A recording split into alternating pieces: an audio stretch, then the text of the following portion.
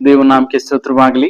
ಈ ಒಂದು ದಿನದಲ್ಲಿ ಮತ್ತೆ ನಾವು ನಿಮ್ಮೆಲ್ಲರನ್ನ ನೋಡಿ ನನಗೆ ತುಂಬಾ ಸಂತೋಷವನ್ನ ಆಗ್ತಾ ಇದೆ. ಈ ಒಂದು ದಿನದಲ್ಲಿ ನಾವು ಇನ್ನೊಂದು ಹೊಸ ವಿಷಯವನ್ನ ನಾವು ಕಲಿಕಿದ್ದೇವೆ. ನಮ್ಮ ಜೀವಿತದಲ್ಲಿ ನೋಡುವಾಗ ಇಲ್ಲಿ ಯಾವ ಒಂದು ವಿಷಯವು ನಮಗೆ ಆ ದೇವರು ನನ್ನ ಒಂದು ಆಸೆ ಏನಾಗಿದೆ ಎಂಬುದಾಗಿ, ಯಾವ ಆಸೆಯ ಮೂಲಕ ನಾನು ನೀನು ದೇವರ ಸನ್ನಿಧಾನದಲ್ಲಿ ಬರುತ್ತಾ ಇದ್ದೇನೆ ಎಂಬುದಾಗಿ ಆಲೋಚನೆಯನ್ನು ಮಾಡಬೇಕಾಗಿದೆ. ಇಲ್ಲಿ ಈ ಒಂದು ದಿನದಲ್ಲಿ ನಾವು ದಾವೀದನ ಕುರಿತಾಗಿ ನೋಡೋಣ. ದಾವೀದನ ಒಂದೇ ಒಂದು ವಚನವನ್ನ ನಾವು ಧ್ಯಾನವನ್ನು ಮಾಡಿಕೊಳ್ಳೋಣ. ಕೀರ್ತನೆ 27ನೇ ಅಧ್ಯಾಯ 4ನೇ ವಚನವನ್ನ ನಾವು ಈ ದಿನದಲ್ಲಿ ನಾವು ಧ್ಯಾನವನ್ನು ಮಾಡ್ಲಿಕ್ಕಿದ್ದೇವೆ. ನನ್ನ ಜೀವಮಾನದಲ್ಲಿ ಯೆಹೋವನ ಮನೆಯಲ್ಲಿ ವಾಸ ಮಾಡುತ್ತಾ, ಯಾವ ರೀತಿಯಲ್ಲಿ ಕೀರ್ತನೆಗಾರನಾಗಿರ್ತಕ್ಕಂತಹ ದಾವೀದನು ಬರೀತಾನೆ ಎಂಬುದಾಗಿ ಯೋಚನೆ ಮಾಡಿ. ನನ್ನ ಜೀವಮಾನದಲ್ಲಿ 1 ದಿನ ಅಲ್ಲ, 2 ದಿನ ಅಲ್ಲ, 3 ದಿನ ಅಲ್ಲ, 1 ವರ್ಷ ಅಲ್ಲ, 5 ವರ್ಷ ಅಲ್ಲ, ಆತನು ಬರೀತಿರ್ತಕ್ಕಂಥದ್ದನ್ನ ನೋಡಿ, ನನ್ನ ಜೀವಮಾನದಲ್ಲೆಲ್ಲ ಯೆಹೋವನ ಮನೆಯಲ್ಲಿ ವಾಸ ಮಾಡುತ್ತಾ ಎಂಬುದಾಗಿ. ಯೆಹೋವನ ಮನೆಯಲ್ಲಿ ಯಾರು ವಾಸ ಮಾಡ್ತಾ ಇದ್ರು? ಯಾಜಕರು ವಾಸವನ್ನ ಮಾಡ್ತಾ ಇದ್ರು. ಯೆಹೋವನ ಮನೆಯಲ್ಲಿ ಯಾರು ಇರ್ತಿದ್ರು ಹೇಳಿ? ಧೂಪವನ್ನು ಅರ್ಪಿಸ್ಲಿಕ್ಕೆ.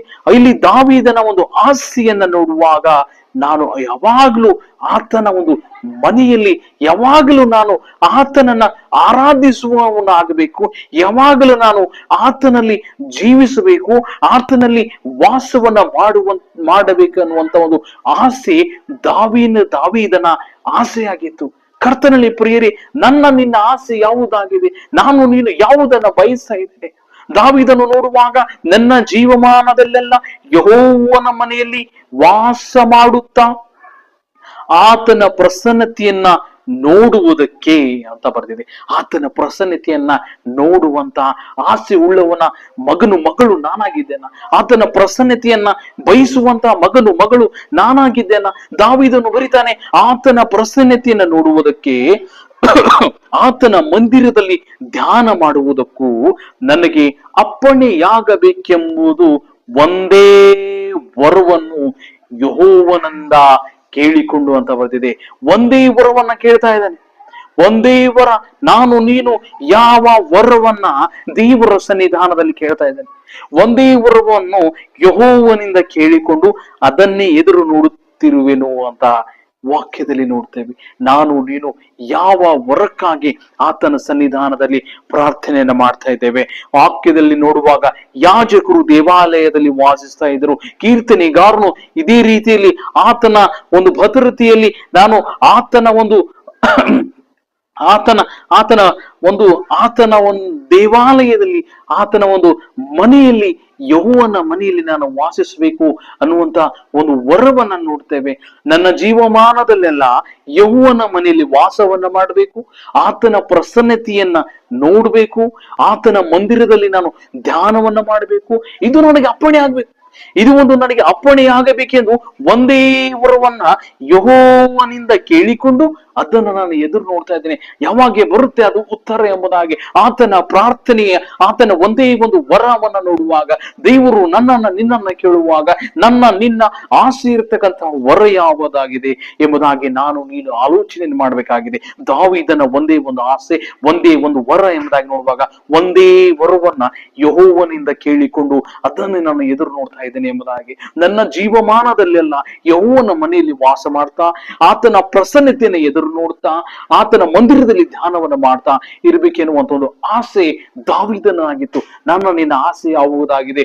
ನಾನು ನೀನು ಯಾವ ವರವನ್ನ ದೇವರಿಂದ ನಾನು ಅಪೇಕ್ಷಿಸ್ತಾ ಇದ್ದೇನೆ? ದಾವೀದನ ಹಾಗೆ ನಾನು ನೀನು ಈ ಒಂದು ದಿನದಲ್ಲಿ ಪ್ರಾರ್ಥನೆಯನ್ನು ಮಾಡಬೇಕಾಗಿದೆ. ಸ್ವಾಮಿ, ನನ್ನ ಜೀವಮಾನದೆಲ್ಲ ನಾನು ನಿನ್ನ ಒಂದು ಯೆಹೋವನ ಮನೆಯಲ್ಲಿ ವಾಸಿಸಲಿಕ್ಕೆ ಸಹಾಯ ಮಾಡು ಸ್ವಾಮಿ. ನಿನ್ನ ಪ್ರಸನ್ನತೆಯನ್ನ ನೋಡ್ಲಿಕ್ಕೆ ನನಗೆ ಸಹಾಯವನ್ನು ಮಾಡು ಸ್ವಾಮಿ.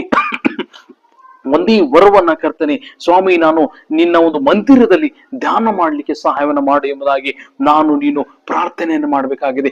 ಈ ದಾವೀದನು ಕೀರ್ತನೆಗಾರರು ನೋಡುವಾಗ ಇಂಟಿಮೆಸಿ ವಿತ್ ಗಾಡ್ ಎಂಬುದಾಗಿ, ಸ್ವಾಮಿ ನನಗೆ ಈ ಒಂದು ರಿಸ್ಟೋರೇಷನ್ ಆಫ್ ಜಾಯ್, ನಾನು ಕಳೆದುಕೊಂಡಿರ್ತಕ್ಕಂಥ ಸಂತೋಷವನ್ನ ದೇವರು ತಿರುಗಿ ಕೂಡಿಸ್ಲಿಕ್ಕಿದ್ದಾನೆ.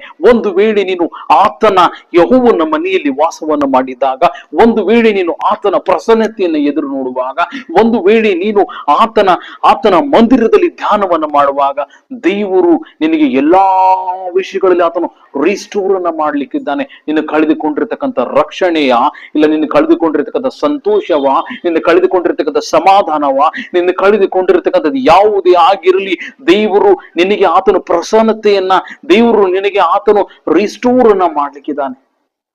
ಕರ್ತನಲ್ಲಿ ಪ್ರಿಯರೇ, ಆತನ ಸನ್ನಿಧಾನದಲ್ಲಿ ನಾನು ನೀನು ಒಂದೇ ವರದಿಂದ, ಒಂದೇ ಆಸೆಯಿಂದ ಆತನ ಸನ್ನಿಧಾನದಲ್ಲಿ ಬರಬೇಕು.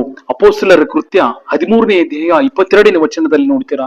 ಆಮೇಲೆ ದೇವರು ಅವನನ್ನು ತೆಗೆದು ಹಾಕಿ ದಾವೀದನನ್ನು ಅವರ ಮೇಲೆ ಅರಸನನ್ನಾಗಿ ಮಾಡಿ, ಇಷಾಯನ ಮಗನಾದ ದಾವೀದನು ನನಗೆ ಸಿಕ್ಕಿದನು, ಅವನು ನನಗೆ ಒಪ್ಪುವ ಮನುಷ್ಯನು, ಅವನು ನನ್ನ ಇಷ್ಟವನ್ನೆಲ್ಲ ನೆರವೇರಿಸುವನು ಎಂಬುದಾಗಿ ಅವನ ವಿಷಯದಲ್ಲಿ ಸಾಕ್ಷಿ ಹೇಳಿದನು ಎಂಬುದಾಗಿ. ಕರ್ತನಲ್ಲಿ ಪ್ರಿಯರೇ, ದೇವರು ನಿನ್ನ ವಿಷಯದಲ್ಲಿ ಯಾವ ಸಾಕ್ಷಿಯನ್ನ ಹೇಳಲಿಕ್ಕಿದ್ದಾನೆ? ದಾವೀದನು ನೋಡುವಾಗ, ದಾವೀದನು ನನಗೆ ಒಪ್ಪುವ ಮನುಷ್ಯನೇ ಅಂತ ಬರೆದಿದೆ. ನಾನು ನೀನು ದೇವರಿಗೆ ಒಪ್ಪುವಂತಹ ಮಗಳು ಆಗಿದ್ದೇನ? ನಾನು ನೀನು ಆತನ ಇಷ್ಟವನ್ನ ನೆರವೇರಿಸುವಂತ ಮಗಳಾಗಿದ್ದೇನ? ಸ್ವಾಮಿ, ನಿನ್ನ ಇಷ್ಟ ಏನು ಎಂಬುದಾಗಿ ನೀನು ಆತನ ಇಷ್ಟವನ್ನು ಅರಿತು, ಆತನ ಇಷ್ಟವನ್ನು ತಿಳಿದುಕೊಂಡು ಅದರ ಪ್ರಕಾರ ನಡೆಯುವಂತ ಮಗಳಾಗಿದ್ದೇನ? ಇಲ್ಲವೇ ನನ್ನ ಕೃತ್ಯಗಳಿಂದ, ನನ್ನ ಆಲೋಚನೆಗಳಿಂದ, ನನ್ನ ಮಾತುಗಳಿಂದ, ನನ್ನ ಎಲ್ಲಾ ವ್ಯವಹಾರಗಳಿಂದ ಕರ್ತನ ಮನಸ್ಸನ್ನ ನಾನು ನೋಯಿಸ್ತಾ ಬರ್ತಾ ಇದ್ದೇನೆ? ಆಲೋಚನೆ ಮಾಡಬೇಕಾಗಿದೆ. ದಾವೀದನ ಒಂದೇ ವರಕ್ಕಾಗಿ ಆತನು ಪ್ರಾರ್ಥನೆ ಮಾಡಿದ್ರು. ನನ್ನ ಜೀವಮಾನದಲ್ಲೆಲ್ಲ ಯೆಹೋವನ ಮನೆಯಲ್ಲಿ ವಾಸ ಮಾಡ್ತೇನೆ ಎಂಬುದಾಗಿ. ಕರ್ತನಲ್ಲಿ ಪ್ರಿಯರೇ, ನಾವುಗಳು ಸಹ ಆ ಒಂದೇ ವರಕ್ಕಾಗಿ ಈ ದಿನದಲ್ಲಿ ಪ್ರಾರ್ಥನೆಯನ್ನು ಮಾಡೋಣ. ಸ್ವಾಮಿ, ಯಾವ ರೀತಿಯಲ್ಲಿ ದಾವೀದನು ಒಂದೇ ವರಕ್ಕಾಗಿ ಪ್ರಾರ್ಥನೆಯನ್ನು ಮಾಡಿದನು, ನನ್ನ ಜೀವಮಾನದಲ್ಲೆಲ್ಲ ಯೆಹೋವನ ಮನೆಯಲ್ಲಿ ವಾಸ ಮಾಡುತ್ತಾ ಎಂಬುದಾಗಿ, ಆತನ ಪ್ರಸನ್ನತೆಯನ್ನ ನೋಡುವಂತಹ ಮಗನು, ಆತನ ಮಂದಿರದಲ್ಲಿ ಧ್ಯಾನ ಮಾಡುವಂತಹ ಮಗನು ನಾವುಗಳಾಗಬೇಕಾಗಿದೆ. ಕರ್ತನಲ್ಲಿ ಪ್ರಿಯರೇ, ದಾವೀದನು ಮಾಡಿದಂತಹ ಪ್ರಾರ್ಥನೆಯನ್ನ ಈ ದಿನದಲ್ಲಿ ನಾವು ಪ್ರಾರ್ಥನೆಯನ್ನು ಮಾಡಬೇಕಾಗಿದೆ. ಸ್ವಾಮಿ, ನನ್ನ ಜೀವಮಾನದಲ್ಲೆಲ್ಲ ಕರ್ತನೆ, ನಾನು ಕರ್ತನೆ ನಿನ್ನಲ್ಲಿ ವಾಸಿಸ್ತೇನೆ. ಸ್ವಾಮಿ, ನಾನು ನಿನ್ನ ಪ್ರಸನ್ನತೆಯನ್ಗಾಗಿ ನಾನು ಎದುರು ನೋಡ್ತೇನೆ ಕರ್ತನೆ. ಸ್ವಾಮಿ, ನಿನ್ನ ಪ್ರಸನ್ನತೆಗಾಗಿ ನಾನು ಎದುರು ನೋಡುವಂತಹ ಮಗನು, ಎದುರು ನೋಡುವಂತ ಮಗಳಾಗ್ತೇನೆ ಕರ್ತನೆ. ಸ್ವಾಮಿ, ನಿನ್ನ ಮಂದಿರದಲ್ಲಿ ನಿನ್ನ ವಾಕ್ಯವನ್ನ ಧ್ಯಾನ ಮಾಡುವಂತ ಮಗಳು ನಾನಾಗ್ತೇನೆ ಎಂಬುದಾಗಿ ಒಂದು ವೇಳೆ ನಿನ್ನ ಪ್ರಾರ್ಥನೆಯನ್ನ ಮಾಡಿದಲ್ಲಿ, ದೇವರು ನಿನ್ನ ಎಲ್ಲಾ ನೀನು ಕಳೆದುಕೊಂಡಿರ್ತಕ್ಕಂಥ ಎಲ್ಲಾ ವಿಷಯಗಳನ್ನ ದೇವರು ರಿಸ್ಟೋರ್ ಮಾಡ್ಲಿಕ್ಕಿದ್ದಾನೆ. ನಾವು ವಾಕ್ಯದಲ್ಲಿ ನೋಡುವಾಗ, ಯೆರೆಮೀಯನು ಬರೆದ ಪ್ರವಾದನೆ ಗ್ರಂಥ 29ನೇ ಅಧ್ಯಾಯ 13ನೇ ವಚನದಲ್ಲಿ ನೋಡುವಾಗ, ನೀವು ನನ್ನನ್ನು ಹುಡುಕುವಿರಿ, ಮನಪೂರ್ವಕವಾಗಿ ಹುಡುಕಿದಾಗ ನನ್ನನ್ನು ಕಂಡುಕೊಳ್ಳುವಿರಿ ಎಂಬುದಾಗಿ ಬರೆದಿದೆ. ಒಂದು ವೇಳೆ ನೀನು ಮನಪೂರ್ವಕವಾಗಿ ಆತನ ಪಾದದಲ್ಲಿ ಬರುವಾಗ, ಒಂದು ವೇಳೆ ನೀನು ಮನಪೂರ್ವಕವಾಗಿ ಆತನ ವಾಕ್ಯವನ್ನ ಧ್ಯಾನಿಸುವಾಗ, ಆತನು ನಿನ್ನೊಂದಿಗೆ ಮಾತನಾಡಲಿಕ್ಕಿದ್ದಾನೆ. ಒಂದು ವೇಳೆ ನೀನು ಮನಪೂರ್ವಕವಾಗಿ ಆತನ ಪಾದದಲ್ಲಿ ಬಂದು ಪ್ರಾರ್ಥನೆಯನ್ನು ಮಾಡುವಾಗ, ದೇವರು ನಿನ್ನ ಪ್ರಾರ್ಥನೆಗೆ ಅದನ್ನು ಉತ್ತರವನ್ನು ಕೊಡ್ಲಿಕ್ಕಿದ್ದಾನೆ. ಸ್ವಾಮಿ, ಮನಪೂರ್ವಕವಾಗಿ ನಿನ್ನನ್ನು ಹುಡುಕ್ಲಿಕ್ಕೆ ನನಗೆ ಸಹಾಯವನ್ನು ಮಾಡು ಎಂಬುದಾಗಿ ಪ್ರಾರ್ಥನೆಯನ್ನು ಮಾಡುವಾಗ,